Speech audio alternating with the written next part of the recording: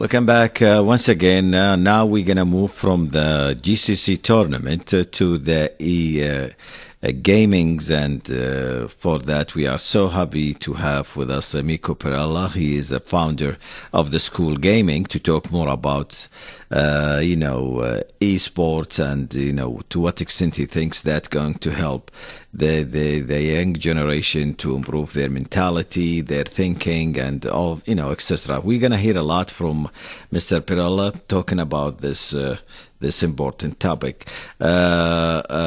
Mr. Mikko Perala, thank you very much for joining us in the program. Hey, my pleasure. Thank you for having me.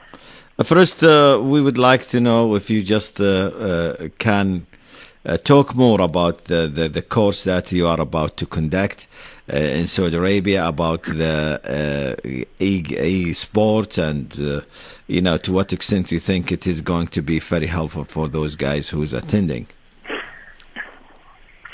Yes, we already conducted the first part of the workshop today at the Leadership Institute under Sports Authority of Saudi Arabia. Right.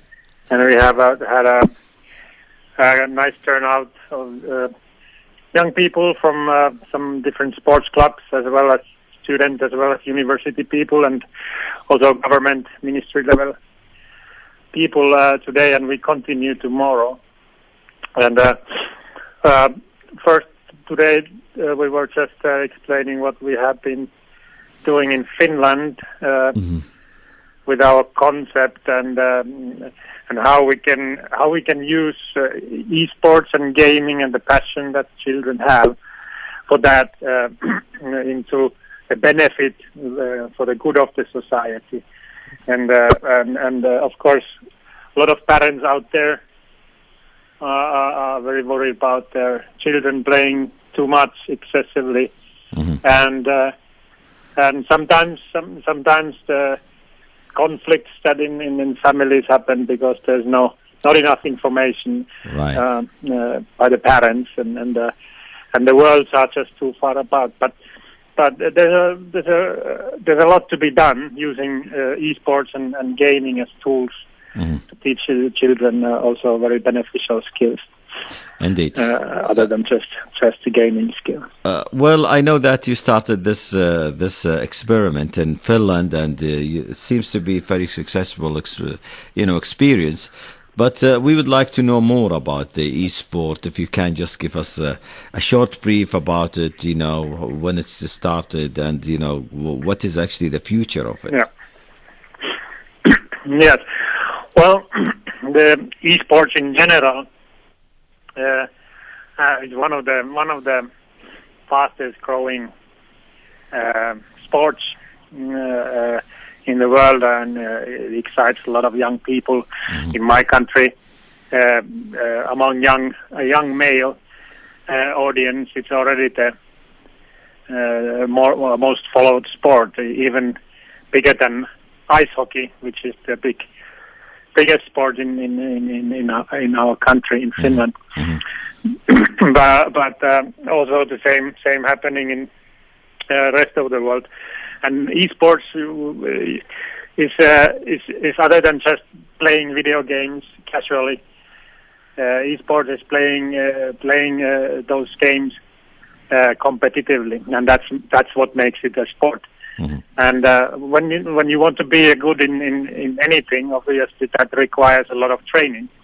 And if you want to compete with the best, then you have to also develop yourself holistically, meaning that you have to take care of your physical and mental performance, but also your life needs to be in balance, like in any sport, or being any kind of professional athlete. So it's already in the top when you are competing with big money.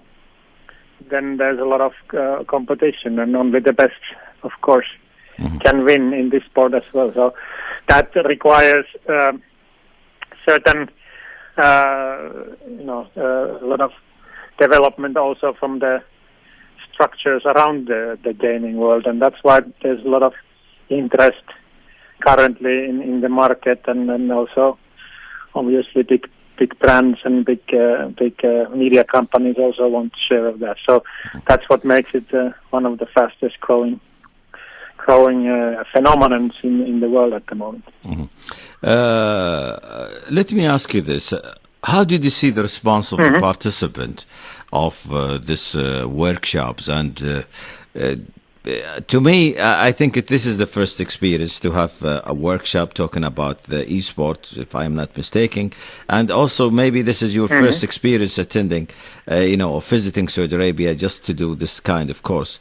Tell me more about the impression, about the general impression about this course itself from the people who attended this course. Yeah. Well, like I said in the beginning, our approach is more to the grassroots level, and this is what is missing in the world of esports at the moment, because we all know that not all of us, even how hard we wanted as kids to become professionals in football, only very small amount of us could actually fulfill that dream. But still, like to me, I used to play football. Football has brought me a lot of memorable things to my life, a lot of friends, and a lot of experiences that I would otherwise have missed. But the same with esports. And if parents tell their children not to do it, then actually they are somehow cutting out a lot of things in their lives, because it's above everything, it's doing things together. Even though many things happen online, but now more and more also young people get together. And this is also our approach. We want to get young people out of their, let's say, dark rooms or basements where they are playing. We want to bring them to light, to meet also others, and to play under professional coaches and trainers, to become better in the sport that they love, and also at the same time develop their other skills that they want to that they need to become better in that sport. So this was our approach, and of course there were some university people, some students, some people from the club. So I think they liked this approach rather than just trying to develop top professional teams with a lot of more like sort of a money-oriented approach, which is very often in professional sports. So we want to create concepts that help children and adolescents to embrace this sport, and that's why also. Very interesting. Well, let me also ask you about the challenges that might hinder the spread of this esports. Well, I mean, a lot of challenges, obviously, that come from people simply playing too much, and games are designed so that they are very addictive. In that sense, if we talk about some of the game titles out there, and that's what causes a lot of problem in the families. But like I said in the beginning, also maybe the biggest cause of conflicts in families, and obviously it affects also schools and where the children are spending a lot of time, is lack of information and lack of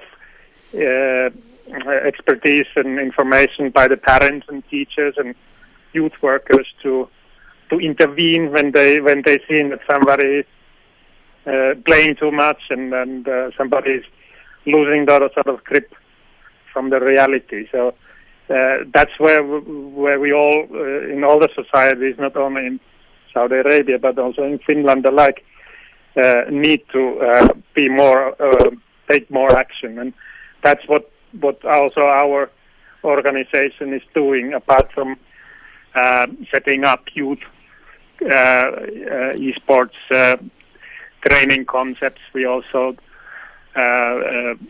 teach teachers and youth workers and parents to know more about the scene, and also to narrow the bridge between the worlds. Okay. Also, what is actually that you can say to the families who have that much concern about the impact of esport on the long run? Yes. Well, I think first and foremost,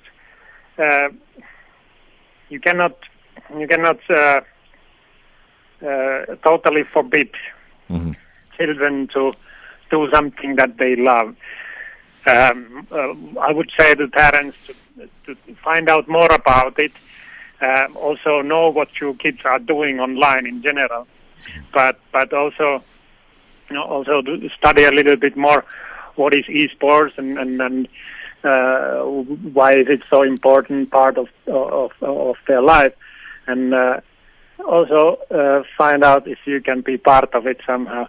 If they really want to be professional players, then nowadays, and that's why we are also here, we want to be in Saudi Arabia with our concept, find partners, so that we could offer